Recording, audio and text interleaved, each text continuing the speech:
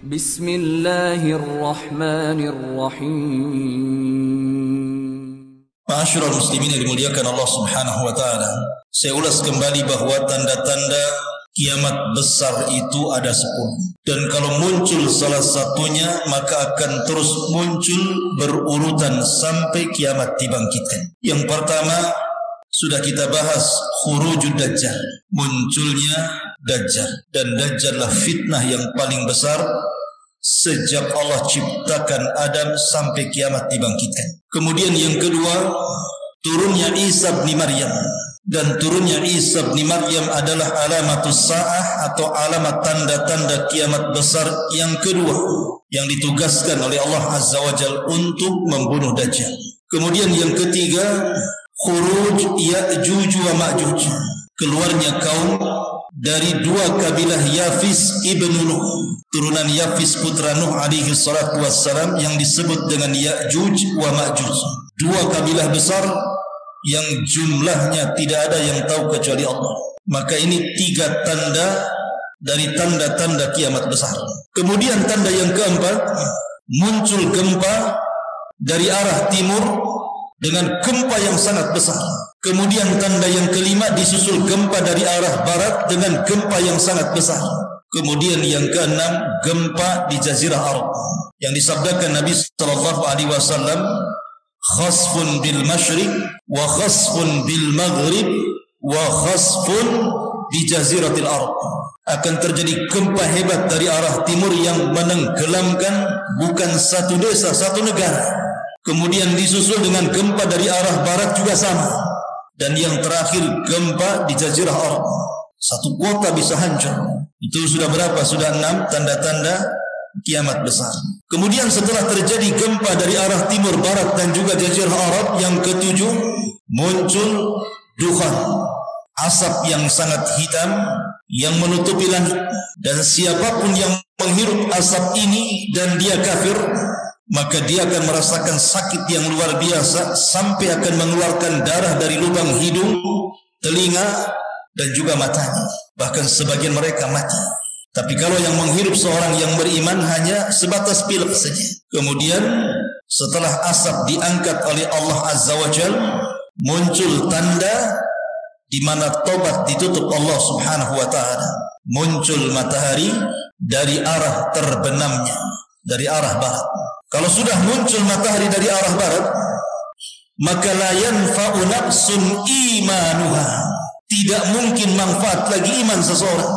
Doa sudah tidak diterima, tobat sudah ditutup, amalan soleh sudah tidak diangkat, percuma. Kemudian alamat yang keberapa? Yang ke-9, khuruj ad-dabbah, munculnya binatang melata yang tugasnya menstempel mukmin dan kafir.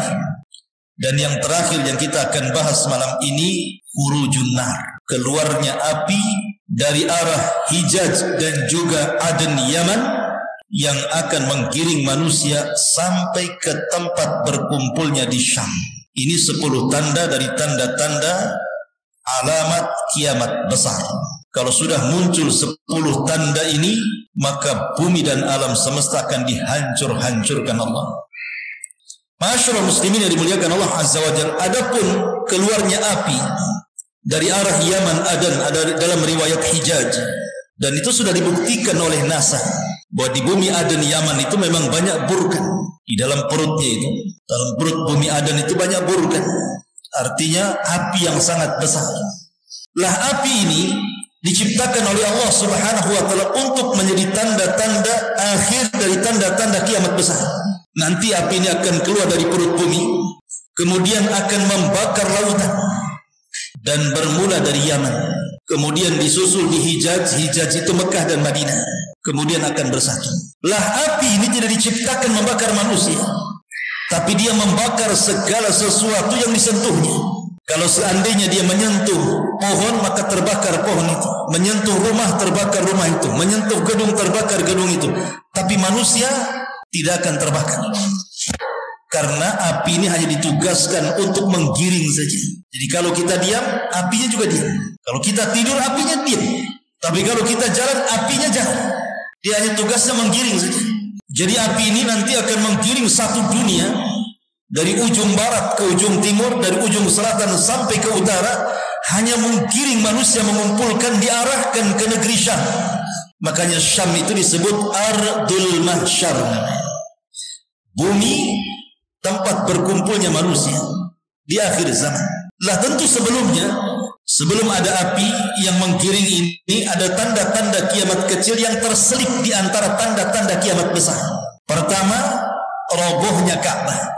Dan itu setelah tidak ada yang haji lagi dan tidak ada yang umrah saat wafatnya Isa bin Maryam.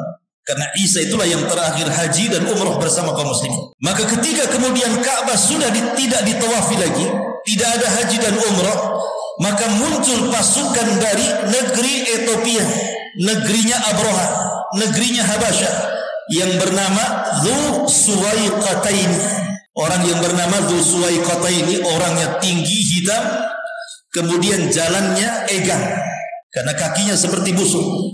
Namanya disebut Dzu Suwaiqataini, pemilik lutut yang bengkok. Itu bawa pasukan dari Ethiopia, dari Habasyah, kemudian datang ke Ka'bah. Maka Ka'bah dihancurkan sekeping demi sekeping sampai rata dengan tanah. Dan ini terulang yang sebelumnya dari negeri Ethiopia juga yang hendak menghancurkan Ka'bah. Siapa? Abraha.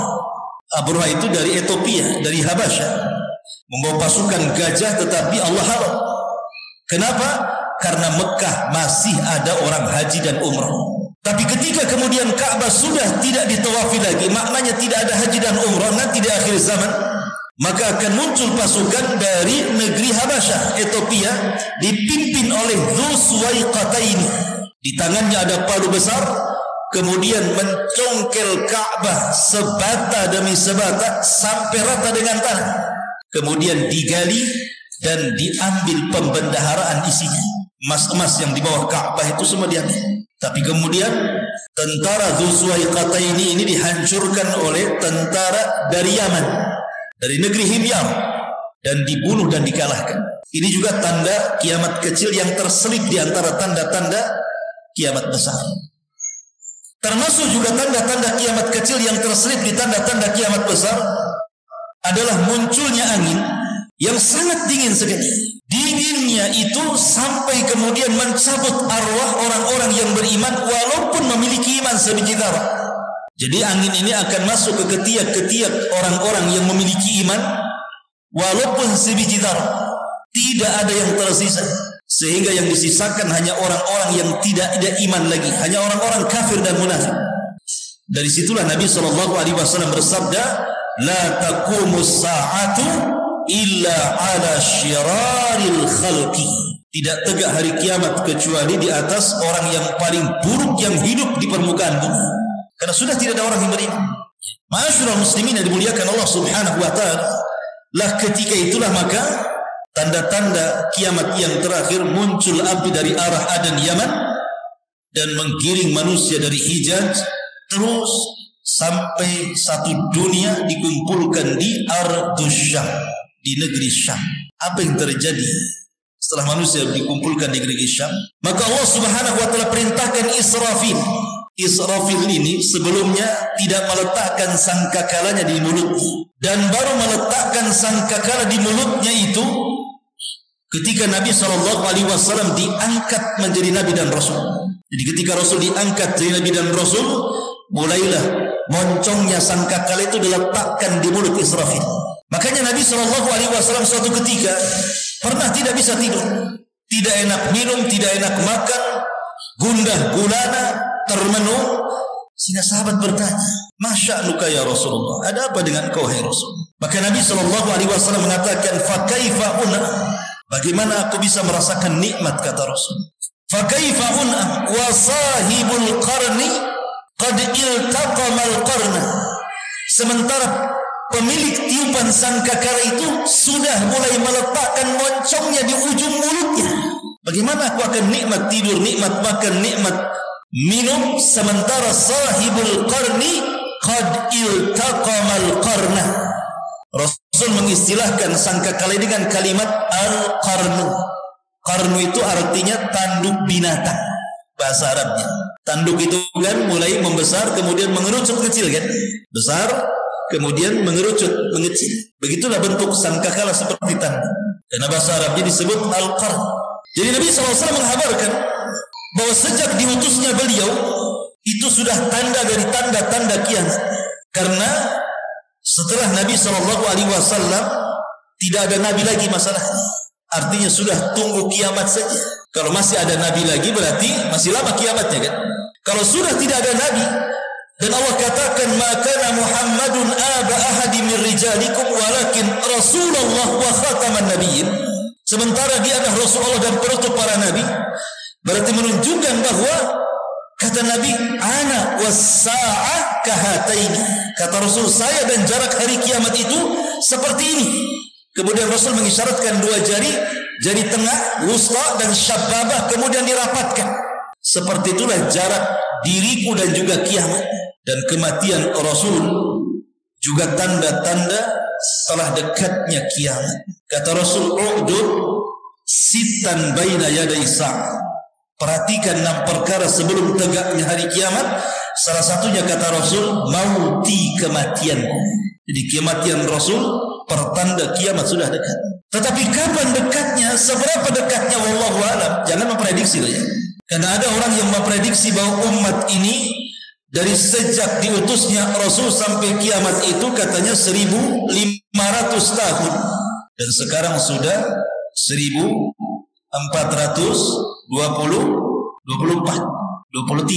43. Berarti sisa berapa itu? 7 tahun. 7 tahun lah. Kan 1443 kan? Berarti 1443 dari 15 dikurangi 1443 kan sisa 7 tahun. 7 tahun. 57 tahun lagi. Mau kiamat kita. Dari mana ya Allah ya Rabb? Oh bisa memprediksi 1500 tahun. Masyarul muslimin, kalau seandainya penetapan hari kiamat itu ada sesuatu yang sangat penting, tentu Nabi SAW tidak mungkin meninggalkan sebuah penjelasan di waktu yang sangat dihajatkan. La yajuz ta'khirul bayan fi waqtil hajah, kata para ulama. Tidak boleh mengakhirkan sebuah penjelasan padahal penjelasan itu sangat dihajatkan. Tetapi karena kiamat itu adalah rahasia Allah, Allah yang tahu. Sampai kepada Nabi dan malaikat Jibril saja tidak tahu. Ketika Jibril bertanya soal kapan kiamat, apa kata Rasul? Mal mas'ulu anha bi'a'lama minas sa'il. Orang yang ditanya tidak lebih paham dibandingkan orang yang bertanya. Maknanya saya dan engkau wahai Jibril tidak tahu kapan kiamat. Kalau sekelas Rasul tidak tahu kapan kiamat, kemudian sekelas Jibril tidak tahu kapan kiamat, tiba-tiba muncul seorang ustaz yang memegang kunci hari kiamat atau jadi panitia hari kiamat, memprediksi bahwa kiamat sudah ditentukan waktunya. Akalnya di mana? Kok dia bisa mendahulukan Allah, Rasul, bahkan para malaikat? Masyarul muslimin yang dimuliakan Allah Azza wa Jalla. Makanya kenapa Allah rahasiakan kiamat itu? Karena ada hikmah. Ada hikmah di balik rahasia kenapa Allah tidak memberitakan kiamat itu. Kapan terjadinya? Hanya diberitahu waktunya saja. Fi sabihati yaumil jum'ah, di pagi hari yaumul jum'ah, itu saja. Kapan bulannya, kapan tahunnya, kapan tanggalnya, wallahu a'lam. Hanya disebutkan fi sabihati yaumil jum'ah, di waktu fajar di hari Jumat. Itu saja. Makanya Jumat itu hari yang besar bagi kaum muslimin. Apa hikmah tidak diberitahukan? Supaya kita persiapan. Makanya ketika seorang badui datang kepada Nabi SAW, kemudian memaksa Rasul untuk memberitahu kapan kiamat. Ya Rasulullah, mata sa'ah. Rasul, kapan kiamat Rasul? Rasul tidak mau menjawab sampai 3 kali. Maka pertanyaan balik kata Rasul, wa ma'adat talaha. Oh dari tadi tanya kapan kiamat, kapan kiamat. Apa yang kau siapkan? Nah ini pertanyaannya. Apa yang kau siapkan untuk tegaknya kiamat itu? Apakah engkau bertanya soal kiamat, ingin menyaksikan bagaimana gedung-gedung dihancurkan, laut ditumpahkan, matahari ditabrakkan, bumi digoncangkan? Apa untuk melihat itu? Tetapi hari kiamat itu, hikmah dirahasiakannya adalah sabda Rasul, wa ma'adad talaha. Lalu apa yang kau siapkan? Jadi dirahasiakan itu untuk persiapan, dan persiapan terbaik hanyalah takwa. Wa tazawwadu fa inna khaira zadi taqwa.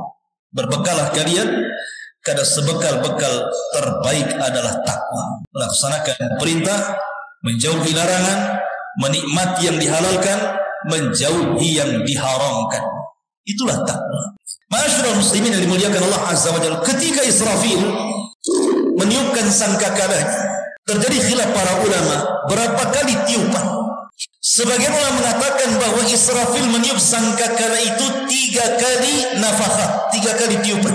Yang pertama tiupan kejutan, yang kedua tiupan kematian, yang ketiga tiupan kebangkitan. Ini satu pendapat. Pendapat yang kedua, dan ini yang dirojehkan banyak para ulama, bahwa Israfil itu cuma meniup 2 kali trompet saja. Tiupan yang pertama adalah tiupan kejutan sekaligus tiupan kematian, dan tiupan yang kedua barulah tiupan kebangkitan di padang mahsyar. Lah ketika Israfil meniupkan sangkakalanya, Allah katakan dalam Al-Quran, Al-Qari'atu mal-Qari'ah. Apa itu Qari'ah? Qari'ah itu suara yang keluar dari moncong sangkakala yang ditiup Israfil. Dalam bahasa Arab itu Qari', suara yang mengetuk dengan keras itu disebut Qari'. Makanya Al-Qari'atu mal-Qari'ah. Wa ma adraka mal-Qari'ah? Yauma yakunun nasu kal farashil mabsus. Ketika suara itu keluar dari moncong Israfil, maka siapapun yang mendengar suara itu akan terkejut kemudian mati. Jadi suara itu akan terus mencari manusia yang hidup, mencari jin yang hidup, mencari malaikat yang hidup. Setiap kemudian terdengar suara mati, terus berjalan suara ini, setiap terdengar mati, terdengar mati, terdengar mati, begitu. Satu persatu jin itu tumbang mati, satu persatu manusia mati, termasuk satu persatu malaikat mati. Ya Allah mengatakan, wa futihatis sama fakanat abwaba. Maka langit dibuka pada hari kiamat dan malaikat mengosongkan langit, dan satu persatu malaikat wafat. Jin juga sama, apalagi manusia, makhluk yang lemah, satu persatu mati. Dan yang pertama mendengar suara trompet itu rajulun, seorang laki-laki yang sedang memperbaiki kolam untuk minum unta. Jadi ada seorang laki-laki sedang memperbaiki kolam, di mana kolam itu digunakan untuk tempat air minum unta. Dialah yang pertama kali mendengar tiupan sangkakala, tiba-tiba terkejut kemudian mati. Kemudian mulai ke jalan-jalan mati, masuk ke pasar-pasar, masuk ke rumah-rumah, masuk ke lubang-lubang, sehingga satu persatu manusia mati. Ketika tidak ada makhluk yang berakal kecuali dibinasakan oleh Allah Azza wa Jalla, mulailah suara itu menghancurkan satu persatu alam semesta. Bayangkan suara tiupan itu luar biasa dahsyat. Ketika kemudian tiupan itu mengenai bumi, apa yang terjadi? Idza zulzilatil ardu zilzalah. Maka bumi yang kita pijak ini menjadi gempa. Zilzalah. Zilzal diidofahkan kepada bumi. Allah tidak mengatakan idza zulzilatil ardu zilzalan, bukan. Tapi Allah mengatakan idza zulzilatil ardu zilzalaha. Ada haknya di sini. Hak ini idofah ke mana? Kembali ke bumi. Kenapa diidofahkan kepada bumi? Artinya gempa ini bukan di satu tempat, itu maknanya. Tapi satu bumi akan terjadi gempa. Kalau sekarang terjadi gempa di Lombok, di Batam tidak. Terjadi tsunami di Aceh, di Batam tidak. Tapi nanti kiamat, mau di Batam, mau di Tanjung Pinang, mau di Lombok, mau di Aceh, mau di Indonesia, mau di Australia, mau di mana-mana satu dunia terjadi gempa. Itu maksudnya. Makanya Allah idofahkan dengan kalimat ha. Zilzalaha. Dalam ilmu nahwu namanya mudhaf ilaih. Mudhaf ilaih. Jadi gempa diidofahkan kepada bumi. Jadi satu bumi gempa. Bayangkan ketika suara trompet mengenai bumi, gempa satu dunia. Apabila suara trompet itu terdengar oleh lautan, apa yang terjadi? Wa idzal biharu fujirat. Maka air yang di lautan itu tertumpah ke daratan. Anda bisa bayangkan sebagian kecil laut Aceh itu. Ketika terjadi tsunami, tumpah air lautan ke daratan, berapa ratus ribu jiwa dalam hitungan detik mati. Tidak perlu jam, tidak perlu hari, tidak perlu minggu. Itu baru sebagian kecil, Laut Aceh saja. Gimana lautan satu dunia tertumpah ke daratan, sementara isi daripada lautan itu api yang membakar? Maka tidak ada yang selamat, ikhwan. Mau kemana lagi kita ini? Lihat dahsyatnya suara trompet itu. Dan apabila suara trompet itu memukul gunung-gunung, apa yang terjadi? Gunung itu pertama akan tercabut, karena gunung itu kan pasak. Allah mengatakan dalam Al-Quran, wal jibala autada, dan gunung-gunung itu jadikan pasak. Kalaulah tidak ada gunung, maka akan terjadi gempa yang disebut dengan vulkanik. Kenapa kemudian bumi ini menjadi stabil, kita bisa berjalan tanpa ada lini? Ada gunung yang menjadi pasak bumi itu, makanya stabil bumi ini. Kita bisa berjalan tanpa harus goyang kiri kanan. Coba ada lini, sedikit saja lini gitu ya, kita ada goyang-goyangan itu ya. Karena ada gunung itulah bumi stabil. Makanya Allah mengatakan wal jibalu autada, dan gunung itu jadikan pasak bumi. Ini pasak tercabut. Apabila pasak tercabut ini, kemudian bumi gunung pun geser, kemudian keluar dari pasaknya. Kemudian tiba-tiba gunung terbang ke atas, kemudian di langit diadu-adukan satu gunung dengan yang lainnya. Apa yang terjadi? Al-qari'atu mal-qari'ah wa ma adraka mal-qari'ah yawma yakunun nasu kal farashil mabthus wa takunul jibalu kal ihnil manfush. Bayangkan Allah mengatakan gunung itu seperti kapas. Antum ambil kapas, taruh di kipas, gitu kan? Hambur-hambur kemana-mana ya. Jadi awalnya tercabut, kemudian tergeser, kemudian terangkat, kemudian diadukan, kemudian jadi pasir, balik lagi ke bumi. Suara trompet bisa menjadikan gunung seperti itu. Apabila suara trompet ini mengenai bintang-bintang yang ada di langit, apa yang terjadi? Wa idzal kawakibun tasarat. Dan apabila bintang satu dengan yang lain itu ditabrak-tabrakan, satu planet dengan planet yang lain ditabrak-tabrakan, apa yang terjadi? Api di langit, api di bumi, api di lautan. Kira-kira siapa yang selamat? Nanti hari kiamat semua api. Jadi api di langit, api di bumi, api di lautan, api semuanya. Siapa yang bisa selamat dari kiamat? Ma'asyiral muslimin yang dimuliakan Allah Azza wa Jalla. Dari sekian planet itu yang diselamatkan cuma 2, matahari dan bulan, tidak dihancurkan. Matahari dan bulan tidak dihancurkan. Matahari dan bulan ini tidak akan ketemu kan? Nggak akan ketemu matahari dan bulan itu, karena ketika matahari terbenam, bulan muncul. Kapan ketemunya? Ketemunya nanti pada hari kiamat. Matahari dan bulan itu akan dijadikan satu, ya. Akan menyatu, itu matahari dan bulan itu akan menyatu dan akan diletakkan nanti pada hari kebangkitan 1 mil di atas kepala. Dan itu disyaratkan dalam Al-Quran, wa jumi'asy syamsu wal qamar. Ketika matahari digabungkan oleh Allah Azza wa Jalla dan diletakkan di atas kepala 1 mil. Anda bisa bayangkan, Allah Subhanahu wa Ta'ala sudah berikan nikmat meletakkan matahari itu di porosnya. Artinya suhunya sudah diatur. Kalau seandainya ini matahari di poros nih, kemudian matahari dikeluarkan dari porosnya, didekatkan ke bumi, terbakar bumi. Kalau matahari dicabut dari porosnya, dijauhkan dari bumi, beku bumi.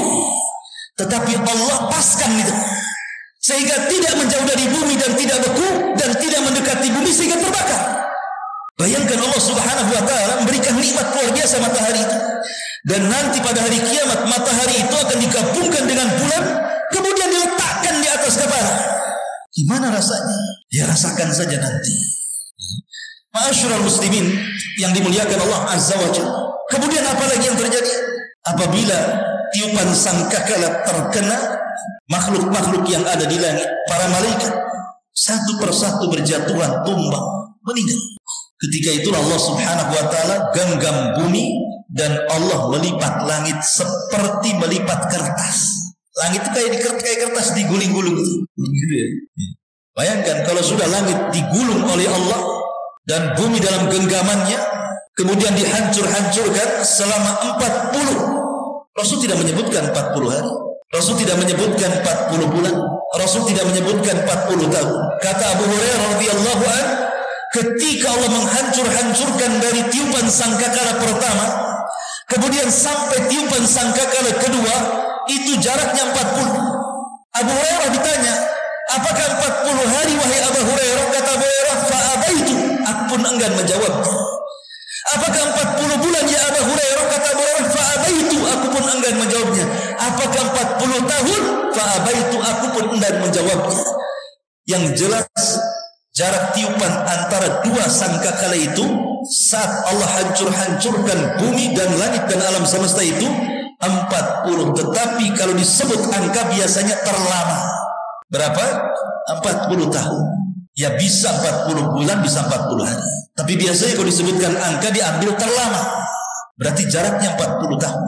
Dan kalau sudah hancur semuanya, tidak ada manusia, tidak ada jin, tidak ada malaikat, bintang sudah tidak ada lagi, bumi sudah hancur, lautan sudah kering, apa yang terjadi? Maka Allah Subhanahu wa ta'ala akan datang, kemudian akan memanggil makhluknya dan mengatakan, limanil mulkul yaum, limanil mulkul yaum. Sekarang kalian tahu milik siapa kekuasaan ini? Ainal mutakabbirun, ainal jabbarun, di mana orang-orang yang congkak dan sombong itu? Limanil mulkul yaum, milik siapa kekuasaan ini? Tidak ada yang jawab, semua mati. Maka Allah jawab sendiri, lillahil wahidil qahhar. Ketahuilah bahwa kekuasaan itu hanya milik zat yang satu, yang maha perkasa, Allah Subhanahu wa ta'ala. Ma'asyiral muslimin yang dimuliakan Allah Azza wa Jalla, karena ketika makhluk itu semua diwafatkan, malaikat, jin dan manusia, yang tersisa hanya 4 malaikat. Malaikat Jibril, Mikail, Israfil dan Malakul Maut. Allah memanggil Malakul Maut. Siapa lagi yang tersisa yang belum kau cabut nyawanya?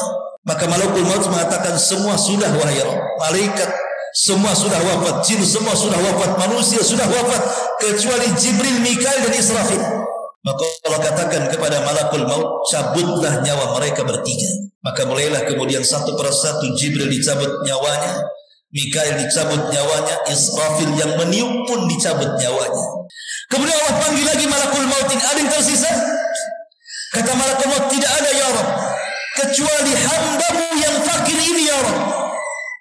Maka Allah mengatakan, kalau gitu matilah kamu. Maka kematian pun mati. Malaikat yang suka mencabut nyawa, dicabut nyawanya oleh Allah. Tidak ada lagi makhluk yang hidup di permukaan bumi. Disitulah Allah Subhanahu wa ta'ala firmankan, yauma tubaddalul ardu ghairal ardi. Pada hari di mana Allah ganti bumi yang kita pijak dengan bumi yang baru. Apakah maknanya bumi yang kita pijak ini hilang, kemudian Allah ciptakan lagi bumi yang baru? Bukan itu. Bumi yang baru tetap bumi yang lama, cuman dirubah bentuknya. Kata para ulama tafsir, ketika mentafsirkan ayat yauma tubaddalul ardu ghairal ardi was samawati matwiyatun biyamin akhir ayat, maksudnya bumi yang tadinya mukarrah, yang tadinya bulat itu Allah akan hancurkan dan Allah akan datarkan. Sekarang bumi itu ada yang meninggi, ada yang rendah, ada bukit, ada gunung, ada lembah. Tapi nanti bumi akan dihancurkan, kemudian dihamparkan, sehingga tidak ada yang meninggi, tidak ada yang merendah, tidak ada bukit, tidak ada gunung, tidak ada lembah, semua rata. Dan tidak ada maklam alamat, tidak ada alamat. Artinya kalau sekarang kan ada tanda ke Nagoya, ke Jodoh, ke mana, ada tandanya sekarang. Ada tandanya ini RT sekian, kelurahan sekian, nanti tidak ada. Dan bumi akan kembali berwarna putih seperti tepung, seolah-olah tidak pernah dipinjak maksiat lagi. Ketika itu manusia dibangkitkan oleh Allah Azza wa Jalla pada tiupan sangkakala. Setelah Allah kemudian bangkitkan Israfil dan disuruh meniupkan kembali sangkakalanya, maka manusia akan dibangkitkan. Yuhsyarun nas yaumal qiyamah khufatan uratan ghurlan buhman, kata Rasul. Pada hari kiamat Allah akan bangkitkan manusia, pertama urah, tidak pakai baju, kemudian khufat, tidak pakai sandal, kemudian ghurlan, tidak dikhitan, kemudian buhman, tidak membawa satu pun harta di badan. Lalu apa yang dibanggakan? Apa yang dibanggakan? Artinya mau anda bekas presiden, mau anda bekas menteri, mau anda bekas pengusaha, orang kaya, ketika nanti dibangkitkan, pertama tidak pakai pakaian, kedua tidak dikhitan, dan tidak memiliki harta di badan satu helai pun seperti bayi yang baru lahirkan. Lalu apa yang dibanggakan? Maka Abdul Aziz Umar bin Abdul Aziz mengatakan, halaka anni sultani, ma aghna anni maliyah, halaka anni sultani. Duhai kiranya harta yang kubanggakan, apalah manfaatnya? Jabatan yang selama ini kuagung-agungkan tidak pun ada manfaatnya. Karena pada hari itu semua sama. Semua sama. Jangan lagi ketika dibangkitkan, manusia ketika wafatnya semua sama. Ya kan? Karena manusia itu punya kemuliaan kalau terangkai dari dua. Pertama, ruh dan jasad. Kalau ruh dan jasad masih menyatu, orang itu masih punya kemuliaan. Masih pakai baju bagus, bintangnya diletak-letakkan kiri kanan. Ya kan? Masih punya mobil, mobilnya bagus, masih punya rumah. Itu kalau ruh dan jasad masih disatukan. Coba kalau dipisahkan ruh dan jasad itu, di mana jasadnya dicabut ruhnya, apa yang terjadi? Dia jadi bangkai, jadi mayat. Pakaiannya seragam semua warna putih, warnanya putih semua. Tidak ada mayat itu dibungkus pakai kain batik, itu tidak ada ceritanya. Semua putih, kain kafan harganya murah, bisa dikoyak.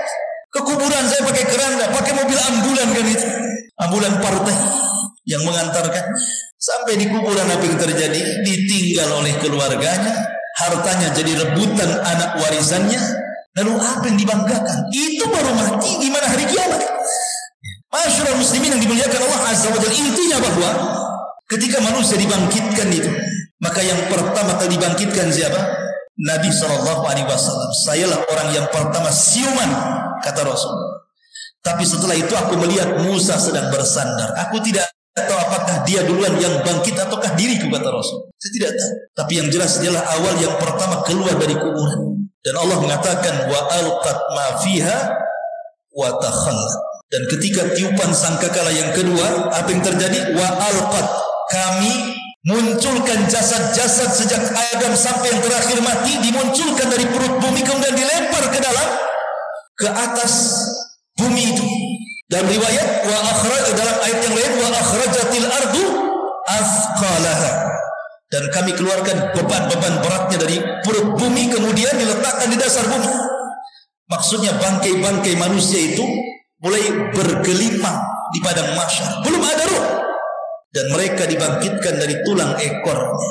Setiap manusia yang meninggal akan disisakan tulang ekor. Tulang ekor itu kecil tapi tidak dihancurkan. Dari situ manusia dibangkitkan. Lah ketika semua jasad manusia sudah berada di permukaan di padang mahsyar, apa yang terjadi? Wa idzan nufusu zuwizat. Apabila ruh dilesatkan ke dalam jasadnya. Ruhnya orang-orang kafir melesat dari sijin, dari bawah bumi yang paling dasar. Ruhnya orang-orang mukmin melesat dari iliyin, dari tempat ketinggian. Kemudian mereka melesat mencari jasadnya masing-masing, dan tidak ada yang tertukar dengan yang lain. Tak mungkin ruh saya tertukar dengan ruhnya bangkai. Tidak akan tertukar. Ruh akan sesuai dengan jasad yang pernah ditempatinya itu. Dan ketika wa idzan nufusu zuwizat, ketika ruh dilesat-lesatkan, dimasukkan ke dalam jasad, tiba-tiba kemudian orang-orang pun bangkit. Ketika mereka bangkit, kaget. Ketika kaget, itulah apa yang terjadi. Malaha idza zulzilatil ardu zilzalaha wa akhrajatil ardu athqalaha wa qala al insanu malaha. Ada apa ini?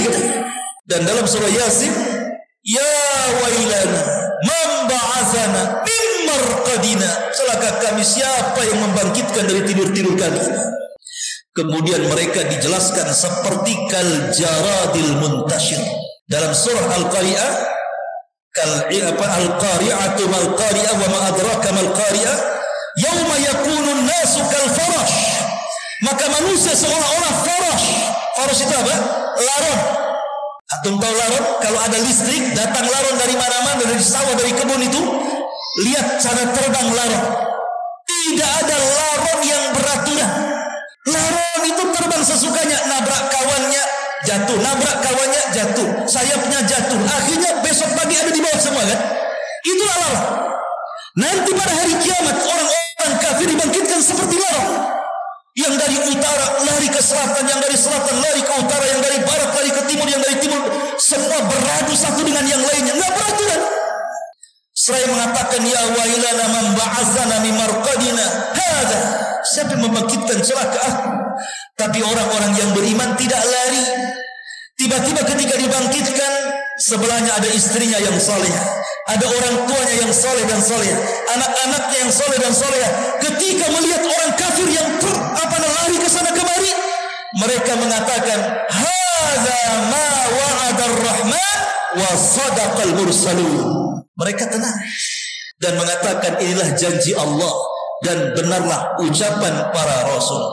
Walladzina amanu wattaba'athum dzurriyyatuhum biimanin alhaqna bihim dzurriyyatuhum. Dan orang-orang yang beriman kemudian akan dikumpulkan bersama orang-orang yang diajak beriman dari keluarganya dan akan berkumpul kelak. Dan itu satu kenyamanan yang tidak didapati orang kafir dan munafik saat dibangkitkan. Makanya pentingnya mengajak keluarga beriman.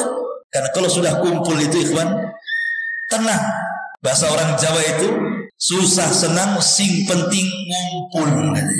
Ya, orang Jawa ya. Kenapa? Senang. Kalau kumpul itu apa yang dimakannya senang. Minimalnya ketika berkumpul dengan orang-orang yang beriman pada hari kiamat itu ada ketenangan orang-orang yang beriman itu. Tapi orang kafir itu kan yauma yafirrul mar'u min akhi. Pertama dipisahkan dari saudaranya. Wa ummihi wa abi, dipisahkan dari ibu bapanya. Wa sahibatihi wa bani, dari anak-anaknya. Likulli imri'in minhum yawma idzin sya'nun yughni. Masing-masing orang sibuk. Sampai Aisyah radhiyallahu anha mengatakan, ya Rasulullah, kalau wanita dibangkitkan telanjang, mungkinkah orang memandang aurat yang lainnya? Ya Aisyah, kata Rasul, al-amru yawma idzin asyad. Nanti hari kiamat itu perkaranya sangat keras. Nggak mungkin orang sempat mandang aurat orang. Orang sudah sibuk menyelamatkan diri sendiri. Masyaallah muslimin yang dimuliakan, inilah terjadinya kiamat, maka berakhirlah silsilah hari kiamat. Insya Allah mungkin ke depannya kita akan mengkaji kitab sejarah ya. Ada namanya kitab Rahiqul Makhtum. Itu sejarah singkat Nabi SAW dari lahir sampai wafat, sudah diterjemahkan. Nama kitabnya Rahiqul Makhtum, karya Al-Imam Al-Mubarakfuri. Kitab itu bagus sekali. Mudah-mudahan bisa kita selesaikan sirah Nabi dalam setahun sehingga kita paham sejarah Nabi dari awal sampai akhir. Wallahu a'lam. Subhanallahi bihamdika, asyhadu an la ilaha illa anta, astaghfiruka wa atubu ilaik. Allahu ta'ala. Assalamualaikum warahmatullahi wabarakatuh.